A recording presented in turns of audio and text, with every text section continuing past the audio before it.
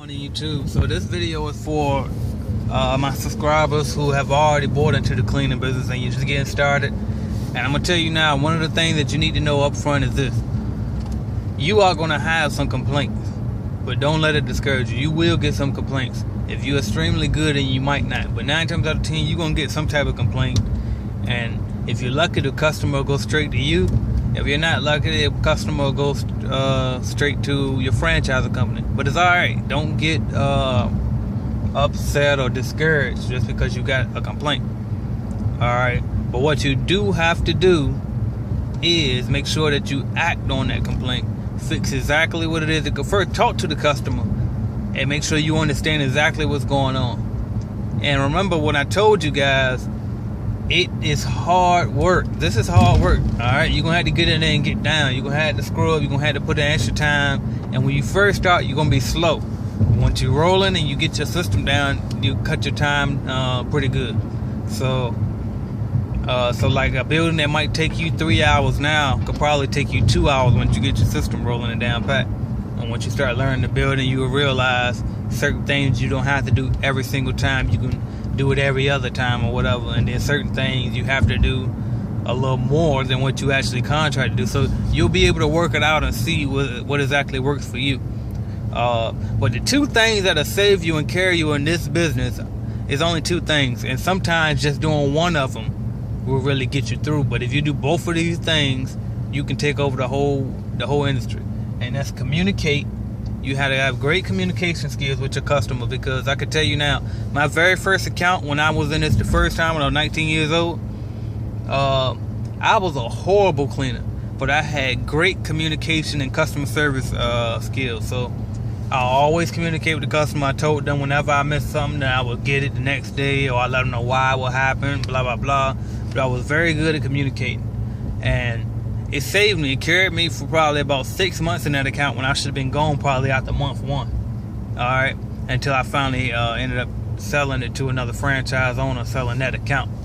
And some franchises will let you sell account and trade accounts between franchise owners, some won't. So you can discuss that with your franchisor. That's okay. Now the other thing that'll carry you in this business is your cleaning. If you go in there and you take care and do what you're supposed to do in these buildings, that's it. It'll speak for itself. You can not even see the customer if you don't want to, which I don't recommend. But you can never talk to your customer. But if you got great cleaning skills, it'll take you a long way. I told y'all in my last video that I just got a new house cleaning account because of how good I've been cleaning the office account that I have. And so the manager there wanted me to come clean their house. And now there you go. I got a new monthly account doing residential services now. So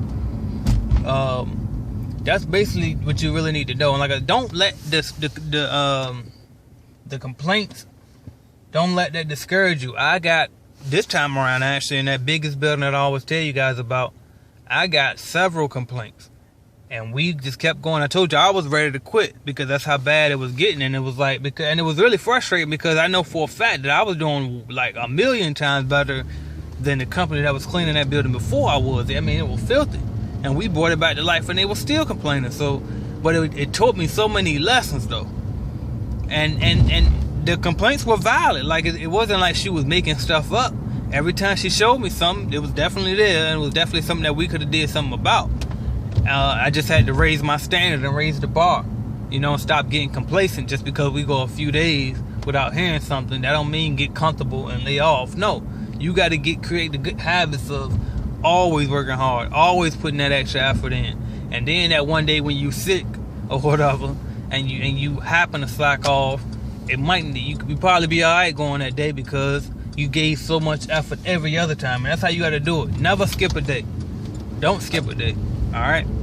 Hell, if you sick, then bring some help with you that night and just pay them when you get it. Pay them with cash or whatever. Bring a family member. Do what you got to do though to make this stuff work. Alright? But as long as you clean the way you're supposed to clean, you in there. And then if you turn around and you communicate well, you own it now. You the one. Alright? So that's all it takes. And then if you just want to throw a bonus thing in there, make a good relationship with your franchisor. Go around there and visit from time to time. They might mail you a check every month. You go over there and pick it up sometimes. Speak to them. Make conversation. and let them understand your personality and understand who you are, so they can trust you. You know, because first off, the main thing that they're looking for is that you're going to take care of them accounts for them. Because if they know that you're going to do that, then they'll be more than happy to give you more accounts.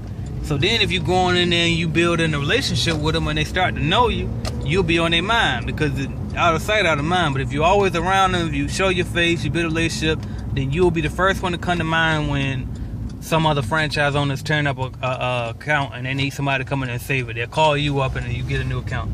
Or if they get a brand new huge account and they want to put their best person in there because they don't want to lose that big amount of money, you might be the first one they call.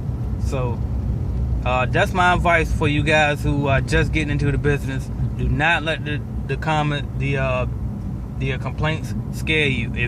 If you really get so discouraged, give me a call, give me an email, do what you got to do, but we gonna get through this, all right?